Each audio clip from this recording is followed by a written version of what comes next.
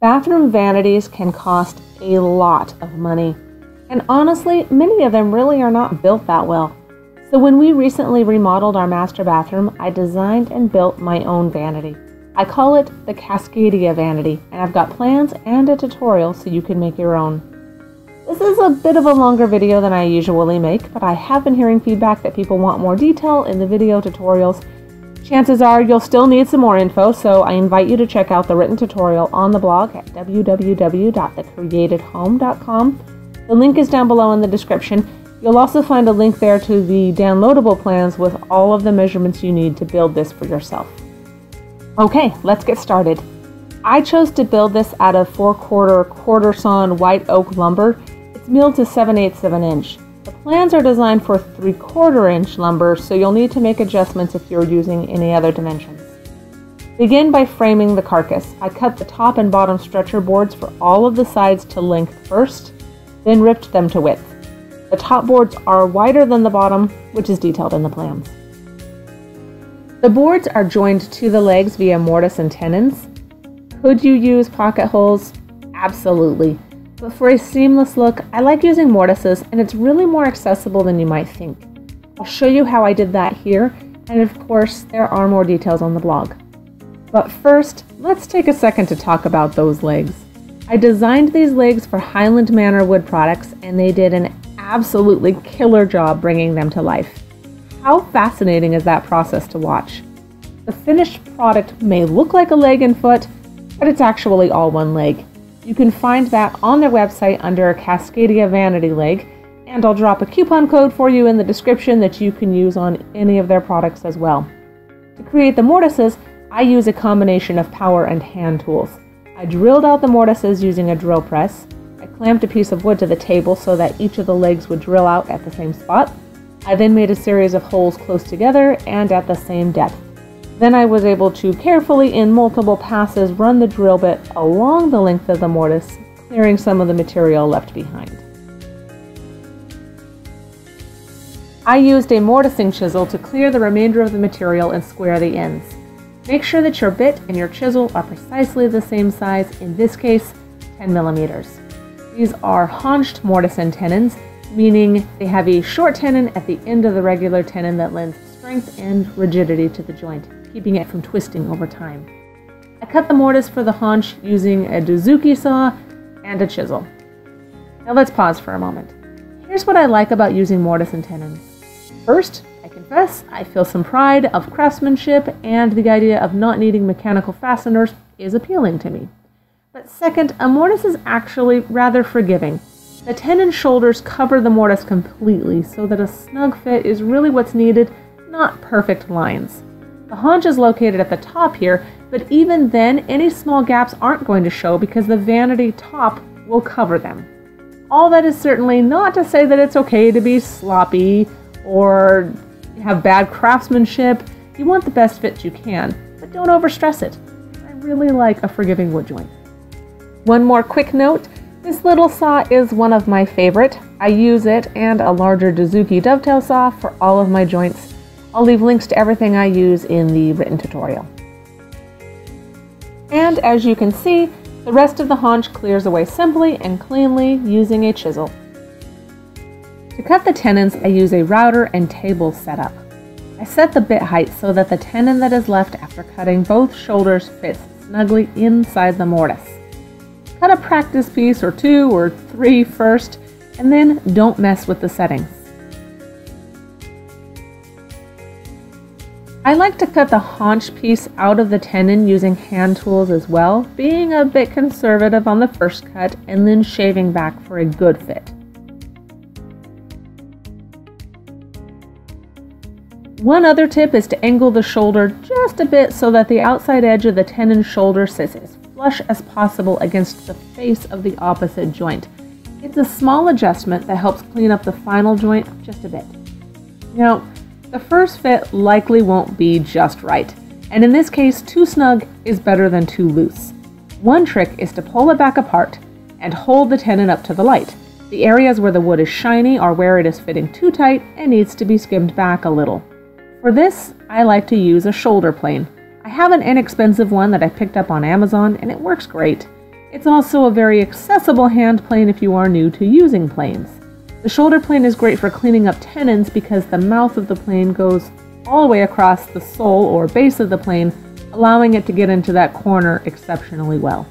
And you can see that on my second fit, it was much better, but that the haunch is still a bit too tall.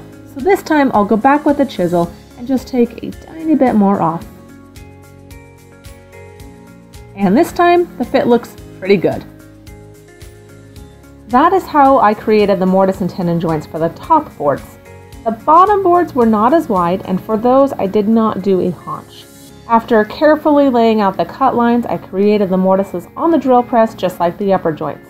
I also cut the tongues the same on the router table, but in this case, I wanted the top and bottom of the tenons to have a shoulder, or an edge that would rest against the face of the leg when the tenon was fitted inside the mortise. To mark those out, I simply held the tenon up to the mortise and marked where the shoulders would be. I cut the first one on the bandsaw just to try it out, but after that I cut all of the others with hand tools, which I found to be more precise and not all that much more time consuming. Besides, I had to go back and adjust the fit after cutting out the tenon anyway, so I don't think it really saved much time. One last tip for cutting mortise and tenons. Since the tenons are cut to fit specific mortises, you'll want to label which go where. I labeled each mortise and tenon with a letter so that I wouldn't mess up the actual assembly. Once the mortise and tenons were all dry and fit and ready to go, the carcass was ready to be put together. Glue the joints, starting with the side panel. If I made this over again, I would go with longer tenons, and I've made that adjustment to the clamps. Have your glue-up materials ready and be sure to use a block to spread the pressure from the clamps and protect the vanity wood. I left the side panels and clamps for a day or so before attaching the middle stretchers with pipe clamps. This, by the way, is something of a two-person job. After the basic carcass is assembled, I added supports to the bottom stretchers to hold the base plywood piece in place. There are probably plenty of other ways to go about this, but I found this to be a pretty simple way to go. Set-up blocks or a piece of wood cut to the same height as the plywood are great for ensuring that the shelf left for the plywood base is the right height. Before installing the bottom board, route some dados for the divider pieces. Again, you can use pocket holes. It's just a matter of the look you want. The corners of the baseboard will have to be notched, and as they will be covered later, it's all good if they're not precisely precise. Fit the bottom board and glue in place. Next, add backer boards to the top stretcher. The middle divider boards, which I must have forgotten to get footage of, don't go all the way to the front face of the vanity, and that gap is filled with a backer board that also serves as a top ledge over where the drawers and doors open, if that makes sense.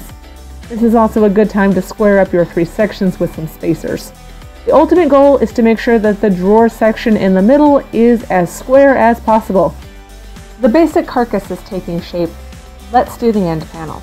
To create a pocket around the back side of the legs, I glued two pieces together in an L shape, with the overlapping or longer piece being the one that is visible from the front of the vanity. That's probably confusing, but stay with me here. That end grain on the side will later be covered with trim. Clean up those L-shaped brackets. Shoulder plane and a card scraper work well for this. The panels themselves I cut from 3/4 inch quarter sawn oak plywood.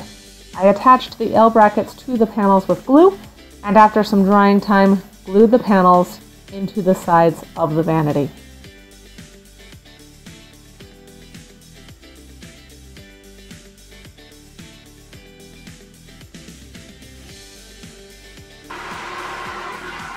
When you've reached this part of the build, my advice would be don't just take the measurements on the plans for granted and assume that's going to work out.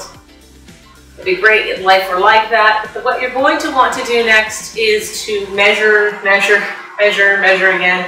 Make sure that your openings are square. Chances are they're going to be off by a slight bit. This one's off by 1/32 top to bottom. This one's got nearly a 16th change from top to bottom, which sucks. That is what it is.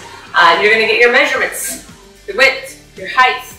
I like to leave the standard 3/32 gap around the doors and the drawers. George Wondruska has a fabulous video out about how to measure for both inset and overlay doors. These are inset doors. I'm not going to go over everything he did. I'll just link the video for you so you can do the math on that. So there's a lot of math. There's a lot of math involved. I would advise you, once you get to this point, sit down, sketch it out, do the math, look at that video, I will link it, and build your drawers based on the size of the carcass that you have. And do your very best to square everything up. Another tool I like is this Rockler gauge. I use this and measure. You can measure over and over, but at the end of the day, particularly when you're talking about the drawer cavity, you really just need it to be square, forward and backward, and that's something that I'm really focusing on. So you need this front measurement to be, you can't see that I know, but precisely the same all the way back, and again at the top, all the way back, okay? So spend some time if you have to make any slight changes, put some spacers in the top. I have some temporary ones sitting up here just to make sure everything seems to check out, and spend some time on the math. I'm going to show you the pieces that I have cut for these right now. What you see here are the stiles and rails for the doors. The stiles are the vertical pieces, the rails are the horizontal. They are not cut to length yet. These are my inset panels. Rather than using plywood, I'm going to resaw these and go with solid panels. And these are the drawer faces. The bottom drawer will have to be two pieces joined together because when you use quarter sawn wood, it tends to be more narrow, just by nature of how the lumber has to be cut from the log.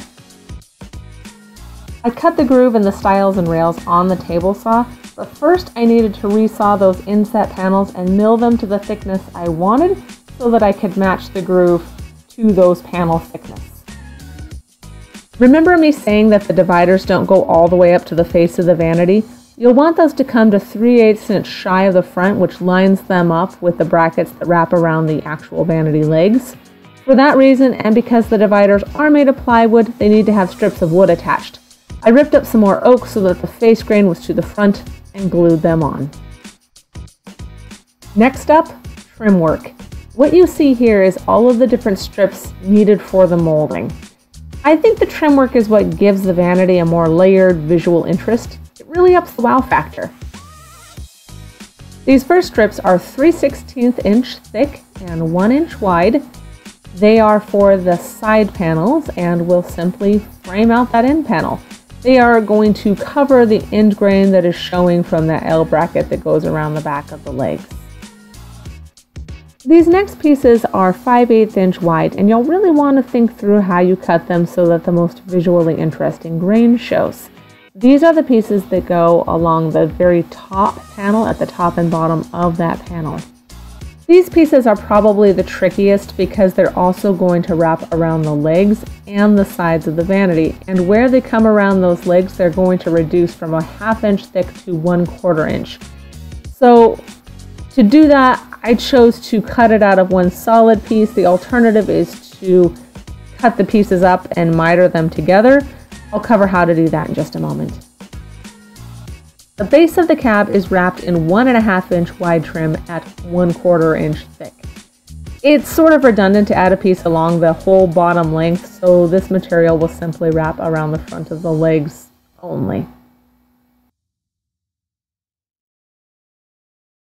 These final pieces are for the round or bead molding going on the door faces, which we will also cover in some depth in a moment.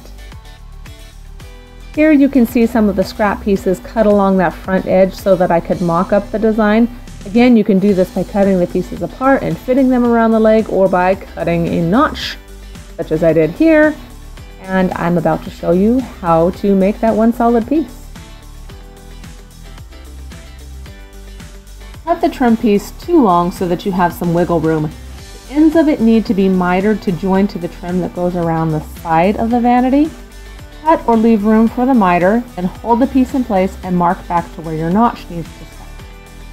Mark out the section that needs to be removed to notch around the top of that leg. The X's help me keep track of what material needs to be removed and what needs to stay. According to my measurements, in order for the piece to sit flush along that long straight run down the vanity and then around the front of the leg, I actually needed to remove slightly under 1/4, 7/32, or a 32nd under 1/4 inch. Cutting a piece of scrap wood to the precise thickness works great for this, or you can use setup blocks. Set your blade height to precisely the depth of the cut you need. Again, just under 1/4 inch for me. Test that depth on a piece of scrap wood to double check your work. To cut out the section that goes over the vanity leg, I set the total distance of that notch with the fence and then clamped the piece to another piece of wood that was attached to my miter gauge. I then ran that assembly over the blade, moving it slightly over with each cut until all of the material was removed.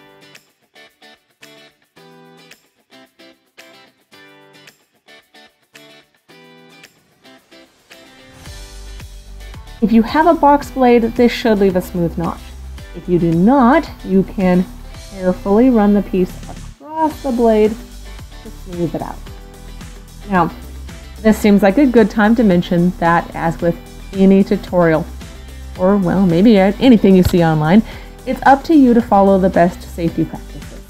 That's not to say that this cut is particularly dangerous, but it is small work on a big saw, and as with any saw, you need to be sure that you're keeping any body parts you want to keep well away from the blade. Clamping the piece to the miter gauge lends the piece stability, but it also keeps my hands safely away from the cut. And of course, using a push stick instead of your fingers whenever possible is just good sense. Okay, back to it. Fit the piece on the vanity, and if it needs a bit more removed, work your way back carefully until it fits like a glove. I found that it was usually easier to cut the miter at the end after creating the notch. Now, a word about the miter. Due to the size of the piece, you will likely find that the miter saw is a bit too much to cut this. After some trial and error, I found it best to hand cut these using my little 3-inch square as a guide. There are a total of 12 notches that need to be created to wrap around the top trim. It is a bit tedious, but not bad once you get into the rhythm of it. It looks like $1 million.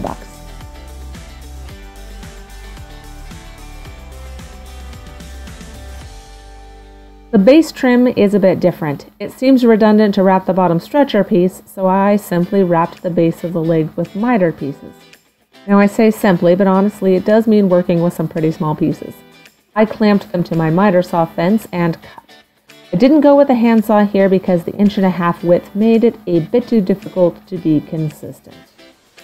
I glued the pieces on with CA glue and accelerator. It cures in like 30 seconds or something, and it allowed me to skip trying to clamp those small pieces. Now, probably clear glue would have been best, but I was out.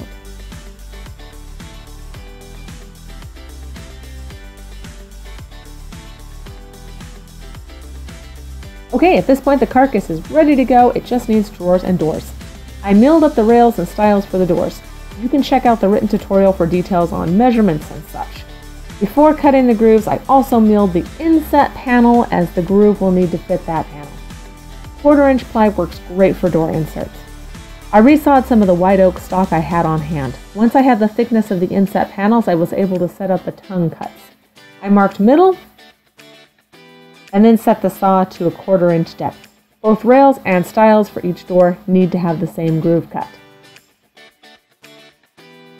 Next, the rails need to have a tongue cut in both ends so that they can fit into the vertical stiles.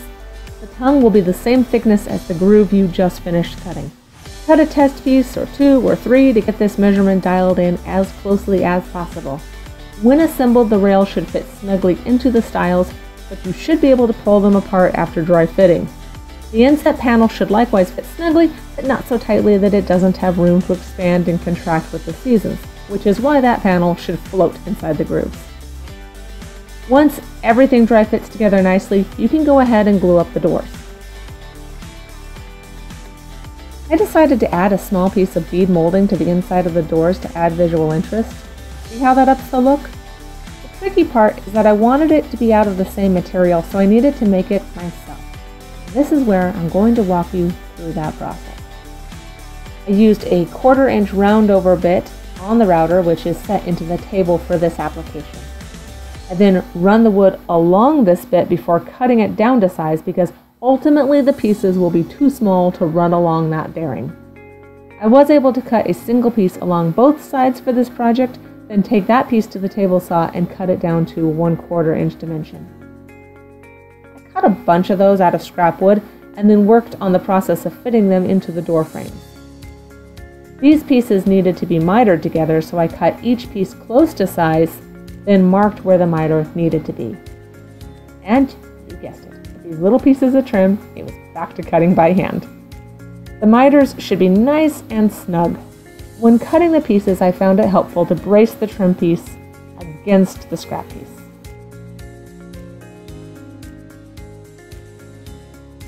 Glue the final pieces in place, and let's move on to the drawers. Now, just to make things a bit more complicated, I decided to mill the drawer box material out of rough-cut maple slabs from a tree my father took down a couple of years ago. I'll leave that footage in here so you can see what it took to make that happen, but, you know, don't feel like you have to go grab a slab of wood or something. The drawer boxes should be 1 inch less than the carcass opening in width. This is to accommodate the drawer slides. You can construct them out of what you would like and use a number of different joinery methods. I decided to hand cut dovetails to form the boxes. Here's a brief overview of how to hand cut dovetails. Feel free to skip over this part if you'd like to go a different route. Set a marking gauge to just barely shy of the width of the board and score all around the end of the board. Lay out the dovetails. You can use a jig for this, and I'll link a simple one in the tutorial, or you can just use math. Dovetails consist of 2 parts, tails and pins. The tails are the dovetail-shaped parts, and the tails are the part that fit between them. Cut the tails first. Then mark the pins based on the tails and fit them accordingly. Now, I'm not going to tell you that I'm a dovetail expert. Actually, I only recently started learning how to cut them, so I'm not going to go into this in a lot of depth, but I will link to a great tutorial or two. I use a little Dazuki saw to cut the tails and the pins. To clear out the space between them, I use a chisel, first making a gouge well away from the scribe line and taking a little material away at a time. Many people prefer to use a coping saw. Personally, I just prefer this way. The material normally chips away pretty easily, but this hard curly maple proved tricky to work with and required a ton of work to clear. Once the tails are cut, I hold them to the board that I'll cut the pins from, and I transfer the tail outlines to that board. The pins are cut to fit the tails. Cut to the inside of the lines and clear the material, much as with the tails.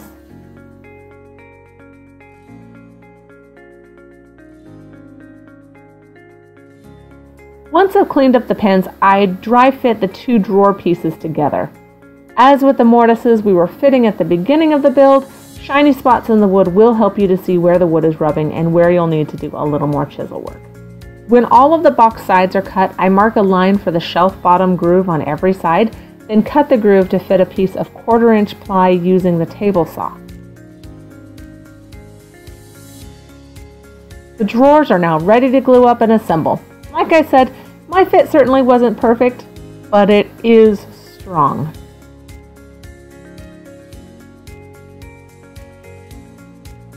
And how gorgeous is that curly maple inside the vanity? Those drawers are strong, they are attractive, and they're kind of my pride and joy at present. After all that hard work, it is time at last to finish this beast. For finish, I rubbed liming wax all over the entire vanity, being sure to really work it into the wood grain. I love how it creates a sort of whitewashed effect on the white oak that shows off its natural beauty. Now my hope is that it also helps preserve the coloring of the oak, which tends to oxidize and yellow over time. After rubbing liming wax over the entire vanity, I immediately started again, this time covering with a coat of de-waxed shellac flakes. Now this is not the shellac you pick up at your local home improvement store. These flakes are available in various colors, though I would say the platinum blonde I use for this really actually isn't so blonde. I'll go ahead and leave a link to where I buy my shellac flakes from. I've only recently started using this finish, and it's something that I learned while spending a week at the Northwest Woodworking Studio under Gary Rogowski, and I'm pretty well in love with this as a finishing method. What I like about this method is that the shellac can be built up in layers and it dries incredibly fast, like 30 seconds or something. So that method I could apply the finish, then go back to where I started and do it all over again right away. I used the same finish on the doors and drawers, of course, moved the vanity into the house and attached those and the hardware, and then finally it was finished. I just adore how this vanity turned out. I love the natural wood mixed in with all of the metals and blacks and whites in our new bathroom. I love thinking about how much money I saved building this myself, because believe me, a comparable vanity would have cost way too much. I love those legs, and I'm thrilled that they're now available at Highland Manor Wood Products so others can enjoy them too. That was a ton of information. I hope it was helpful. Again, there is a written tutorial over at www.thecreatedhome.com. There's a link to the plans there as well. If you have any questions, please don't hesitate to ask. And if you build it, please share a photo.